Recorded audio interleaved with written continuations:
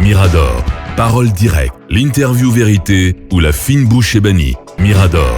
Ici, bonjour à vous, monsieur Badi Koba, bienvenue. Oui, bonjour Bakar, bonjour. Donc, je disais le plaisir de vous recevoir de nouveau sur ce plateau. Eh bien, merci, tout le plaisir est partagé. Mais je vous dis que je suis extrêmement triste, je dois vous dire la vérité. Eh bien, je ne sais pas si vous avez suivi il y a 2 jours où il y a 24 morts dans un accident mortel à Sougueta. Et là-dedans, il y avait 15 étudiants de l'université de Farana.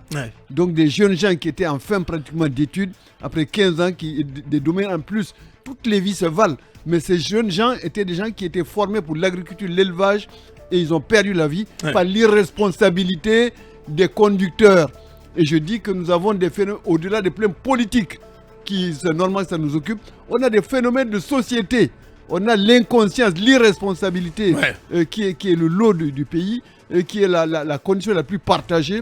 Et on doit attirer l'attention sur le fait que c'est un phénomène de société qu'il faut qu'on arrive à guérir. La Guinée est pratiquement ingouvernable. Si vous mettez des gendarmes là-dessus pour réglementer la circulation, ils ne s'occuperont jamais de gendarmes. Le gendarme ne fait pas peur. La peur du gendarme n'existe pas en Guinée, puisqu'on sait que tout se négocie. Même si vous mettez des contrôleurs, ça va être pour racketter un peu plus la population, comme c'est le cas maintenant, mais pas pour amener les gens à respecter le code de la route. Et je dis c'est tragique et on s'incline devant sur la mémoire de tous ces pauvres jeunes gens et de toutes les victimes innombrables de ces routes. Et partant de ce fait, justement, monsieur Badi Koba, quel regard vous pouvez porter aujourd'hui sur la gouvernance qui est celle du CNRD, le CNRD qui a promis la rupture et la refondation de l'État, justement, la rectification institutionnelle, tant de mots valises, 1 an, 13 mois après, qu'est-ce qui, à votre avis, a changé de fondamental, de significatif dans la gestion, mais aussi dans les conditions de vie, dans l'amélioration des conditions de vie du Guinéen? Est-ce que vous notez un grand changement? Eh bien, le changement, c'est qu'on commence à faire peur aux voleurs. Ça, c'est aux gens, il y a un message qui est en l'air, que écoutez, le bien public, quand il ne vous appartient pas, vous devez le gérer correctement, et sinon vous prenez des risques sur votre liberté, sur votre honneur, sur votre vie. Ça, c'est un message qui est là, mais le problème, c'est qu'il n'y a absolument rien de durable, il n'y a rien de périn, puisque ceux qui sont à la manœuvre ne sont pas plus crédibles que ceux qui poursuivent. Tant qu'ils n'auront pas déclaré leurs biens, on ne peut pas les croire. Et vous avez vu le scandale énorme que nous avons eu il y a 3 jours, où il est apparu au ministère des Travaux publics, comme on dit, le ministère le plus juteux du pays, où des responsables, des hauts responsables, discutaient la façon de se partager le marché, l'argent. Donc exactement comme on dirait au bon vieux temps. Donc le CNRD doit savoir que les bonnes intentions ne font pas une politique. Ce sont les réalisations. Vous pensez que cette affaire, cet audio-gate qui éclabousse un ministre et de hauts cadres au ministère, pendant cette transition, vous pensez que si cette affaire venait à s'avérer, que cela porterait un coup de canif mais profond à tout ce projet de refondation cher au colonel Mamadi Doumbouya? Alors moi, je dois vous dire, je ne suis pas l'avocat du ministre des Travaux publics, M. Yaya Sow, mais c'est grâce à lui qu'on a su ce qui s'est passé. Le problème n'est pas venu du premier ministère ou d'Ayour ou CNRD, c'est le mis en cause. Mais c'est lui qui a dénoncé l'audio. C'est la fuite plutôt. Mais c'est la fuite. La fuite de l'audio. C'est lui qui a dénoncé. Qui implique quand même le ministre. Oui, mais il disait qu'il n'était pas présent. Qu'il n'était pas présent à la réunion. Donc ça veut dire que c'est le système qui est encore en cause et qu'on n'est pas sorti des choses. Le pouvoir, ça sert à se remplir les poches. On n'a pas changé de logique. Et quand le Premier ministre fait réintégrer quelqu'un sur lequel posait de lourds soupçons, vous pensez bien qu'on est dans la logique habituelle. La prédation habituelle, la corruption, le pouvoir, c'est pour se partager les marchés et l'argent public. Et ils refusent obstinément à la face du monde de déclarer leurs biens.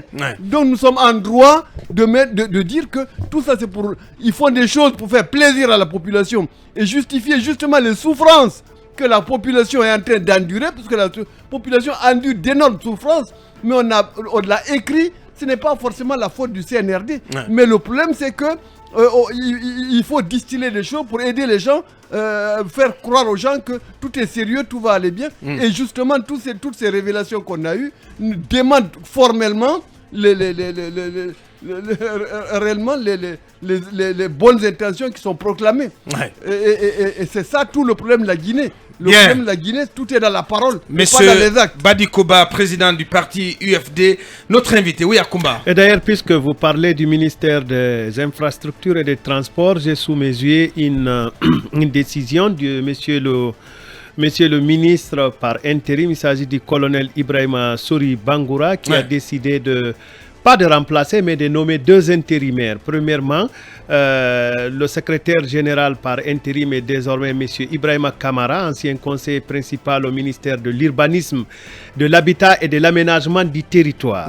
Notez-les bien. Notez-les bien. L'ancien DG de la DATU. De la DATU. En tout cas, M. Ibrahima Kamara, conseiller principal au ministère de l'Urbanisme, de l'Habitat et de l'Aménagement du territoire. Oui, précédemment DG de la DATU. Oui, et le poste de chef de cabinet par intérim revient à Madame Aïssatou Sow, conseillère juridique au ministère du Travail et de la Fonction publique.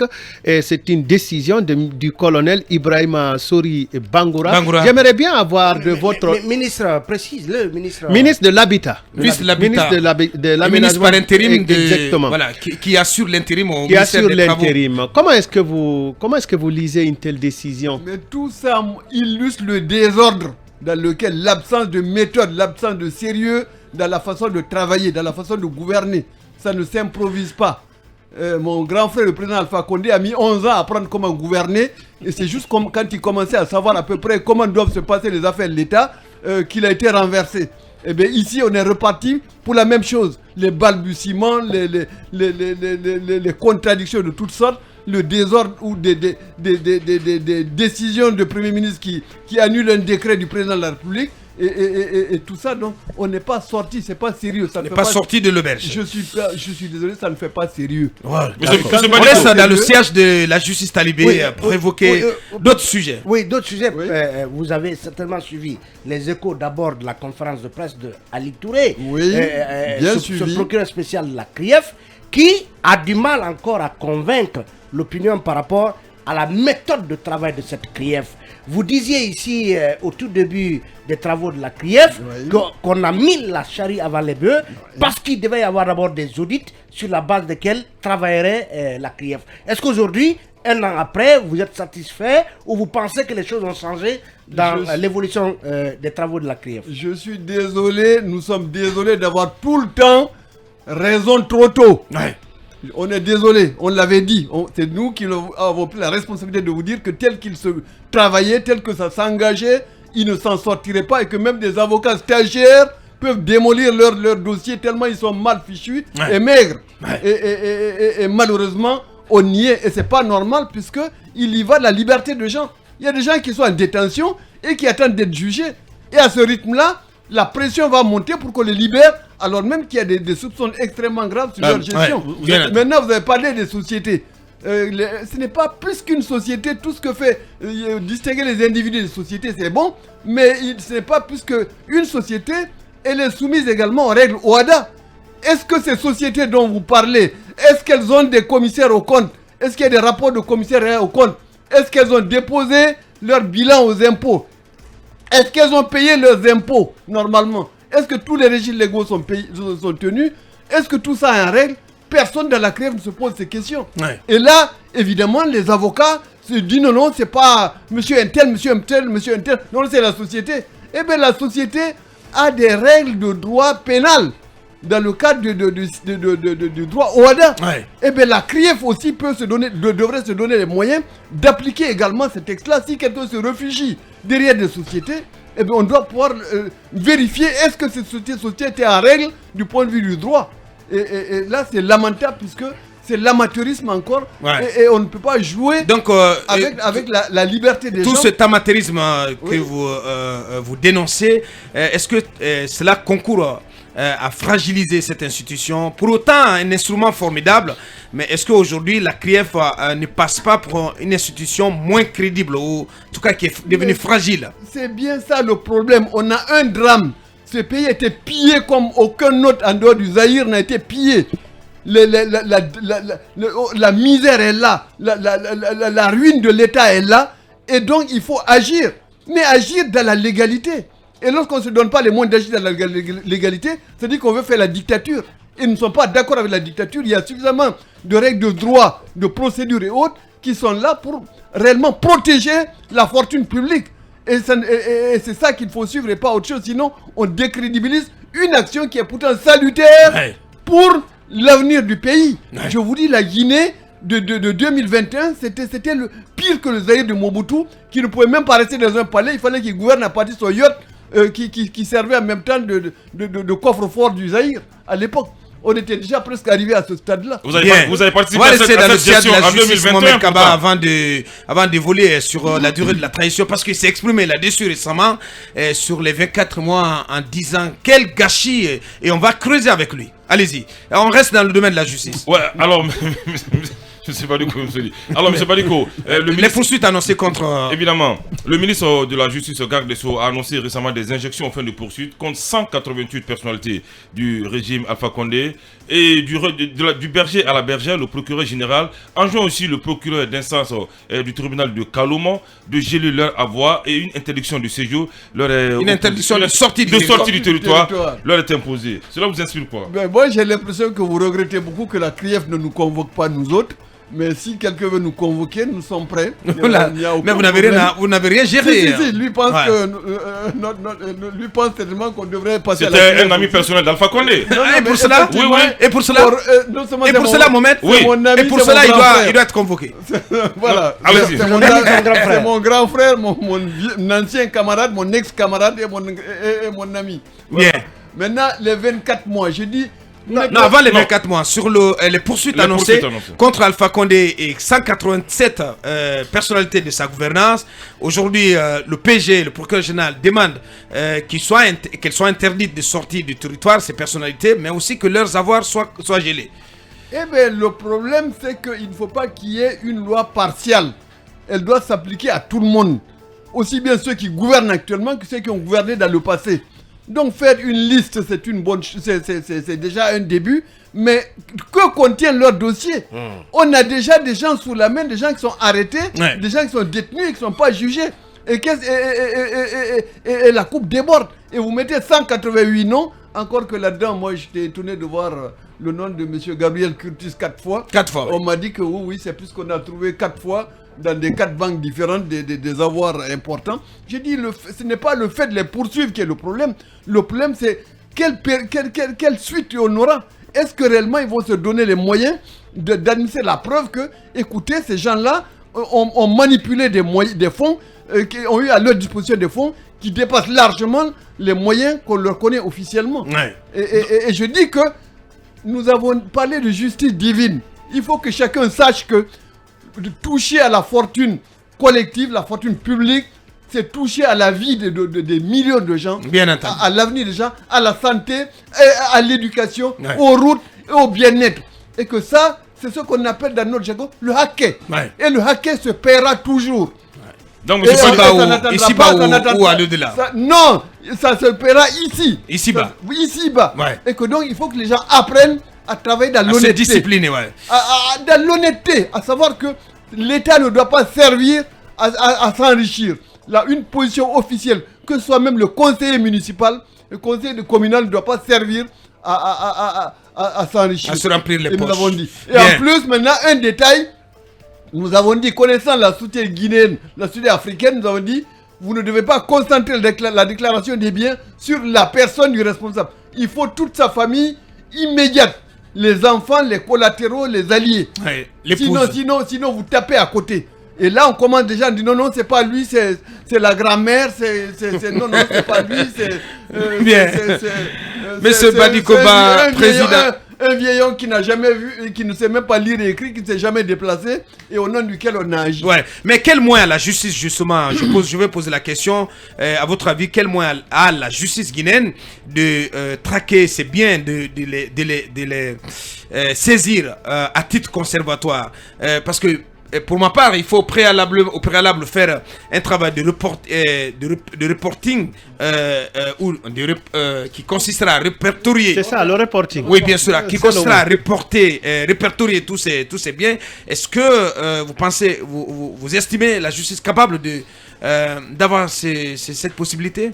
Eh bien, vous avez déjà vu les problèmes de ce qui se passait avec les saisies de drogue. Quand vous saisissez la drogue disparaît. C'est une réalité guinéenne, malheureusement. Donc aujourd'hui, s'ils sont... On dit qu'elle a été incinérée. Ah oui, mais incinérée clandestinement, bon, ça c'est...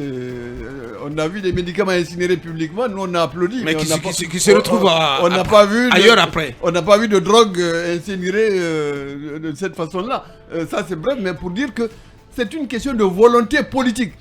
Est-ce que réellement on veut nettoyer le terrain politique pour faire la place à d'autres, ou on veut réellement qu'il y ait mettre fin à l'impunité? C'est pas la même chose. Ouais. Et c'est ça le vrai problème. Quel est l'objectif poursuivi? C'est faire payer ceux qui ont pillé le pays, ou c'est pour faire la place, pour nettoyer la place, pour s'installer? C'est ça le problème. Ce que vous dites est important. Donc, M. Badiko, selon vous, est-ce qu'il faut aujourd'hui questionner la gestion même du CNRD? Parce que des voix à la société civile s'élèvent déjà pour parler de supposée acquisition de biens à l'étranger. Est-ce que vous avez des informations par rapport à ces révélations de certaines voix de la société civile? Nous ne sommes que des citoyens lambda de ce côté-là. On se gardera bien de porter des accusations sans preuve. Mais je dis que le seul fait qu'ils refusent obstinément de déclarer leurs biens est déjà un problème et déjà j'ai déjà la suspicion sur eux, avec toutes sortes de rumeurs sur des chantiers. Vous avez entendu parler du chantier de l'école qui a été construite à la place de là où habitait Céloudalin. Et puis nous là-dessus, on dit là-dessus, il y a un de vos confrères qui a fait un reportage sur le lycée Lansana Beavogi de Matoto. Ouais. Qui est en train de s'effondrer littéralement, qu'on ne peut même pas laisser les enfants là-dedans, puisque à la moindre tornade ça va s'effondrer. Est-ce que l'urgence c'était d'aller édifier un établissement à coût de dizaines de milliards à Dixine, alors qu'on a des écoles pour 10 fois moins que ça, on aurait pu les sauver? Donc le problème est là. Est-ce que réellement, quel est l'objectif réellement poursuivi? Mais on a dit à Kumba que si la CRIEF voulait se donner les moyens, même au plan international, on peut avoir des aides, on peut avoir des soutiens financiers pour financer des audits indépendants. Pas des cabinets guinéens, parce que malheureusement nous sommes tous, moi je suis expert comptable guinéen, mais je sais de quoi je parle. Donc il vaut mieux confier ça à des cabinets internationaux. Oui. Mais ça on a déjà perdu 14 mois. Ouais. Et voilà le problème. Et c'est ce qui vous met en colère, parce que vous pensez que cet accord sur les 24 mois est un gâchis. On en parle justement parce qu'on va toucher, on va mettre le doigt dans la plaie avec notre invité précis du jour, M. Badikouba. On continue l'interview dans un court instant. Oui, on continue l'interview avec vous, cabinet. Monsieur Ba, 24 mois ont été donc conclus entre une mission technique de la CEDEAO et le gouvernement guinéen. Vous dites que c'est un gâchis. Ouais. Oui, allez-y. Si nous avions été sincères, vous dites quel gâchis, que de temps perdu. Depuis septembre-octobre 2021, on serait assis, nous étions prêts. On a parlé de 36 mois à l'époque, nous-mêmes. Connaissant la situation dramatique dans laquelle était la Guinée, on a dit qu'il fallait un minimum de 36 mois. Et on avait même dit, bon, peut-être avec un dérapage, avec un dépassement de 6 mois. De 40 mois. Mais ce n'est pas ça, ils avaient leur agenda. Ils faisaient déjà des plans pour 2025, vous le savez très bien. Donc ils n'avaient aucune intention de concéder 2 ans ou même 3 ans. Et c'est ça le gâchis. Et je dis qu'il n'y a rien de nouveau sous cette terre. Ils n'ont fait que copier ce que leurs confrères putschistes du Tchad et du Mali ont fait. C'est-à-dire qu'on a fait toutes les manœuvres, toutes les assises possibles, les dialogues possibles pour traîner, perdre du temps. Et puis pour après, avec la pression de la CEDEAO, on dit oui, on accepte les 24 mois uniquement pour éloigner la menace de sanctions en disant après on va se débrouiller. Juste à l'approche de la fin des 24 mois pour dire mais oui, vous-même voyez, hein, ça ne tient pas. Ouais. Ça veut dire que vous ça veut dire que vous ne trouvez pas sincère même l'acceptation de ces 24 mois, puisque vous faisiez allusion. Donc vous pensez qu'il y a du péril, il y a du péril là-dedans. Tout ce qu'ils font montre qu'on ne peut pas leur faire confiance. Oulala. Tout ce qu'ils font, il n'y a rien de sincère là-dedans. Je suis désolé. Bon, un de vos auteurs se plaint qu'on ne dit pas, on ne livre pas au public les choses positives qu'ils font. J'ai dit, je suis désolé, nous le disons. On a dit ici à vos antennes, l'administration territoriale confiée à des jeunes militaires. Je dis que nous, on a des éléments précis pour dire que ça a été une bonne chose puisque c'était déjà la débandade dans l'arrière-pays. Ouais. Et que le fait d'avoir remplacé ces gens-là, nous on a des témoignages où ça a arrêté le trafic de drogue dans des villages, ça a arrêté les viols, ça a arrêté le vol de bétail et autres. Il y a l'ordre public qui règne. Ouais. Donc voilà un élément positif qu'on a signalé. Parce que le ministère de l'Éducation a pris des actions pour assainir les examens pendant que tout le monde disait non, c'est trop dur. Eh bien, on l'a dit, c'était une action positive qui allait dans le bon sens. Ouais. Mais par contre, lorsqu'il continue à faire ces manœuvres, ces dialogues tous les jours, on monte, on descend, il y a les assises, parfois les acteurs changent de casquette simplement et de discours. Eh bien, c'est pas sérieux. Et surtout, ce n'est pas vous taclez certains acteurs politiques là. Quels acteurs politiques? Mais vous dites, voilà, on a vu des acteurs changer de casquette, parce que vous avez parlé d'assises, sauf si je ne me suis pas très bien. Il y a tout là-dedans. Depuis il y a Baouri et Dr Makale, par exemple, qui ont été aux assises. Nous n'avons pas de compte à régler à des individus. Ouais. On s'exprime sur le plan politique. Oui, M. Badikou, mais vous avez des choses à dire. Oui, on le dit. On dit que tout ça, c'est pas sérieux.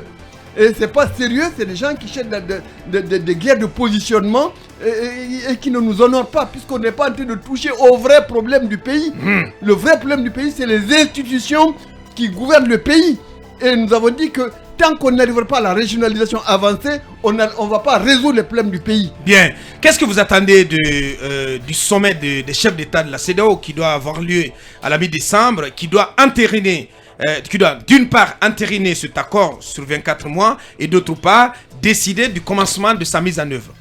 Eh bien, ça c'est leur problème, mais là aussi... Mais comment ça c'est leur problème, M. Badikou? C'est leur problème puisque... Mais c'est le cas de la Guinée qui est soumis là, qui sera soumis à l'appréciation. À Kumba, les bœufs ont beaucoup souffert ces temps-ci pour éviter à la Guinée les sanctions. C'est exactement l'histoire du commerçant qui va sacrifier des bœufs avant d'aller demander le crédit à la banque, ce qui n'a pas l'intention de rembourser. Donc ça veut dire que vous avez donc cette situation où il cherche à gagner du temps. Oui. Et la CEDEAO n'a pas les moyens de sa politique. Il faut savoir, la CEDEAO, c'est un de chef d'État. Certainement, il y a des bonnes volontés là-dedans, mais tous ont des liens avec le personnel politique. Moi, ce que j'ai envie de savoir avec le personnel politique guinéen, et il y a les puissances extra-africaines qui sont également impliquées dans ces affaires de la CEDEAO. Donc, ils ne se donnent pas les moyens de suivre pas à pas. Qui sont-elles Eh bien, vous êtes un homme de médias, eh bien, renseignez-vous. Un politologue même. Renseignez-vous. Est-ce que vous aurez à m'en apprendre. Est-ce que ce à quoi voudrez-vous vous attendre à l'issue du sommet de la conférence des chefs d'État, qui doit décider en tout cas du sort de la Guinée, du sort de cette transition officiellement? Est-ce que votre attente serait que ce chronogramme de 36 mois, plutôt de 24 mois soit raboté? Deuxièmement, que on ramène le démarrage de l'exécution de la mise en œuvre de ce chronogramme au mois de mai, puisque le porte-parole du gouvernement a dit officiellement que la mise en œuvre de leur chronogramme a commencé au mois de mai. Le porte-parole de la présidence est allé dans le même sens. Mais vous savez parfaitement que ça ne tient pas la route. Vous voyez bien, on est en train c'est la théorie. Ils ont lancé le recensement qui va conditionner les listes électorales. Est-ce que vous voyez un résultat sorti de ça avant 2 ou 3 ans? Vous le savez très bien que le recensement, il a été engagé? Mais moi d'après les informations que j'ai lues, on a lancé déjà... Mais vous-même, vous ne constatez rien sur le terrain. Il y a un décret a été pris le samedi dernier, mettant en place un programme national de RAVEC. La preuve, c'est que justement, ça ne peut pas se terminer avant 3 ans. C'est tout à fait clair. Et la CEDEAO, encore une fois, n'a pas les moyens de sa politique, puisqu'il n'y aura pas de chronogramme. Donc on est mal barré. On est mal barré, puisque de toute façon, la CEDEAO ne va pas donner un agenda précis contrôlable pour le déroulement de la transition. Mais donc, vous pensez que... C'est ce que le Mali a fait, c'est ce que les putschistes maliens ont fait. Vous pensez que la CEDEAO va avaliser les 24 mois? Les Guinéens ont appris à la bonne école.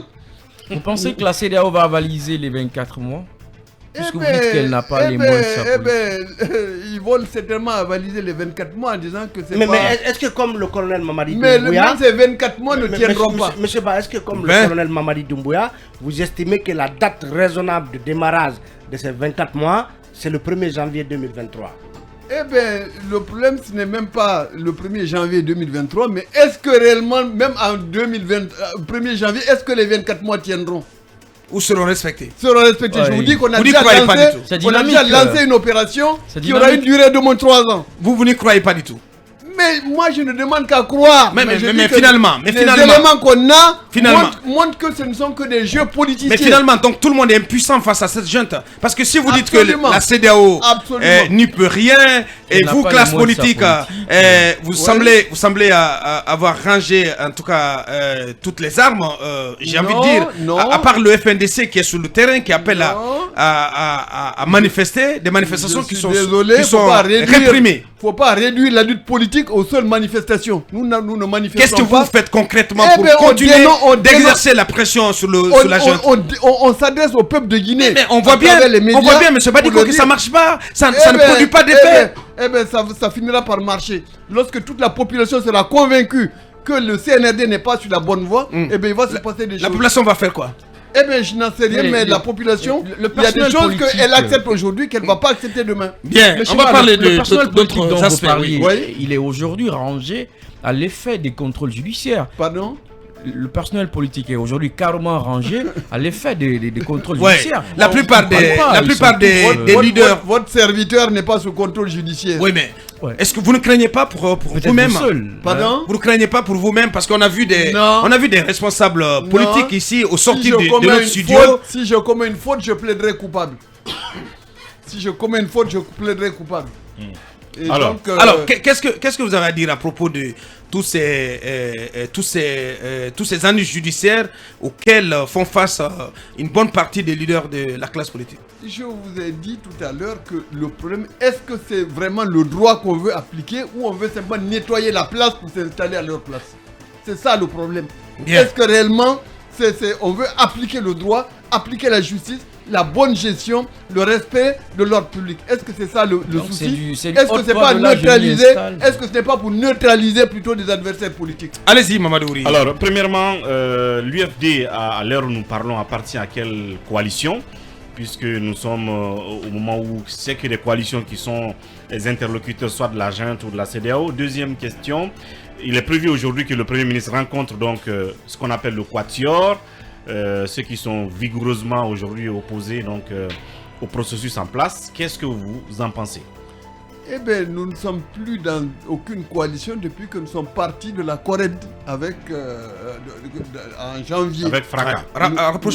Non, on n'est pas parti avec fracas. On a constaté que nos idéaux n'étaient pas défendus, les méthodes de travail ne nous convenaient pas et la destination non plus ne nous convenait pas. Et on est parti et on a dit aujourd'hui, légalement, rien ne nous oblige à être dans une coalition. Et que donc, si on nous demande notre avis en tant que parti, nous sommes là depuis parmi les premiers partis constants sur la scène politique guinéenne. Eh bien, si on trouve des gens avec lesquels on peut s'entendre sérieusement dans l'intérêt de la Guinée, nous sommes prêts à faire les concessions, mais nous sommes plus prêts à faire tous les matins une coalition uniquement pour figurer autour de la table avec la CEDEAO. Et c'est sûr que vous êtes en partance vers la CONAREP de Siaka Barry et de Aboubacar Silla. Vrai ou faux? Eh bien, c'est vous qui m'informez. Bien. Ça veut dire que c'est pas du tout à l'ordre du jour. Donc vous êtes un parti singleton en fait. C'est vous. Non aligné. C'est un parti politique. Tous ces gens-là dont vous parlez, mais vous demandez-leur depuis quand ils sont milités. Oui, mais c'est que depuis quand ils ont des partis. Votre parti, vous faites cavalier seul. Voilà, vous faites cavalier seul. Non aligné. Votre parti n'appartient à aucune coalition. Par conséquent, vous ne participez pas au dialogue. Eh bien, si on décide qu'il faut des coalitions pour aller au dialogue, eh bien, surtout si on est convaincu qu'il n'en sortira rien, eh bien, on ne fera rien pour entrer dans une coalition uniquement pour aller au dialogue. Non. Est-ce qu'on peut élémentariser alors? S'il te plaît, sur le Quatuor. Ouais, avant que vous le preniez la rencontre avec le Quatuor. Qu'est-ce qu'on peut attendre de la rencontre prévue aujourd'hui entre le Premier ministre et le Quatuor? On a dit que même si on était dans une coalition, nous aurions refusé de rencontrer le chef d'un gouvernement qui refuse de déclarer ses biens puisqu'on douterait de sa sincérité et la correspondance entre ses paroles et ses actes. Bien. Akoumba. Pour élémentariser et peut-être un peu faire un peu de désordre là, quelle est la doctrine de votre parti? Êtes-vous socialiste, libéral, et j'en passe? Eh bien, on s'élève contre cette classification. D'accord. Nous sommes des Africains. Alors vous êtes libéral, je ne sais pas ce que ça veut dire. Vous êtes où? Vous êtes socialiste, je ne sais pas. Vous êtes alors Alfaya ou Soria ou je ne sais pas non plus les féodaux. Nous sommes des panafricanistes. Oui, mais alors quelle est votre ligne de conduite? Comment est-ce qu'on peut vous lire? Quelle est votre offre politique? Nous sommes pour les intérêts de l'Afrique, l'unité de l'Afrique, dans la dignité, dans le progrès, dans le respect de nos plus belles traditions. L'Afrique c'est vaste. L'Afrique, partant de la civilisation de l'Égypte. Vous cherchez à gouverner la Guinée, messieurs Ba. Oui, on cherche à gouverner la Guinée. Quelle est votre offre politique pour la Guinée? Eh bien, notre offre politique pour la Guinée, c'est d'abord la démocratie. La démocratie qui est universelle. Mais elle est occidentale là. Pardon? Elle est occidentale d'origine. Je suis désolé, elle est égyptienne, la démocratie. D'accord, allez-y. Voilà, la démocratie vient de l'Égypte pharaonique. Donc elle n'est pas grecque. Elle n'est pas grecque. Les Grecs ont été civilisés par nos parents anciens égyptiens. Je suis d'accord. Maintenant, vous si par exemple Akoumba est appelé à choisir, où est-ce qu'il peut trouver votre ligne de conduite, votre vision pour qu'il puisse avoir des paramètres de choix? La première ligne c'est l'UFD. C'est d'abord le refus de l'ethnicisme. Deuxièmement, le refus de l'utilisation du bien public par les dirigeants. Troisièmement, le fait d'avoir des dirigeants que le peuple ne contrôle pas. Et quatrièmement, il faut travailler dur dans l'intérêt des populations pour développer le pays et sortir de l'aliénation et de la domination étrangère. Merci à vous. Est-ce que si je cliquais sur Internet, je peux avoir votre on est au terme de cette interview. Voilà. Grand merci à vous. On n'a qu'une minute. Je voudrais donner la parole à Cabinet pour évoquer ce qu'on peut appeler les nouvelles exigences du Quatuor qui reçoit tout à l'heure le Premier ministre. Effectivement, le mémorandum a été revu. Il va y être donc le Quatuor remettra un mémo tout à l'heure au Premier ministre. Au Premier ministre, dans lequel mémorandum il y a de nouvelles exigences, la levée de la suspension des activités du FNDC, aussi la levée des contrôles judiciaires qui planent sur la tête de 9 responsables du Quatuor. Voilà. Les tiroirs du CNRD sont pleins de mémos. Sont bourrés de mémos. Je ne sais même pas s'il y a de la place là-dedans. Bien. Quel nouveau blocage. Voilà, ça n'est terminé pour... Oui. Est-ce que le CNRD vous a approché un moment, M. Badiko? Non. Vous n'avez pas déposé à date votre CV? On a déposé en septembre 2021. Votre CV? Non seulement le CV, mais surtout toutes les propositions pour la bonne marche de la transition. CV, pour quelle raison vous avez déposé votre CV? On aurait été prêt à servir. Si c'est un gouvernement sérieux, honnête, engagé honnêtement dans une transition. C'est honnête de savoir. Par contre, petite question. Monsieur Badiko, vous êtes propriétaire terrien en Guinée.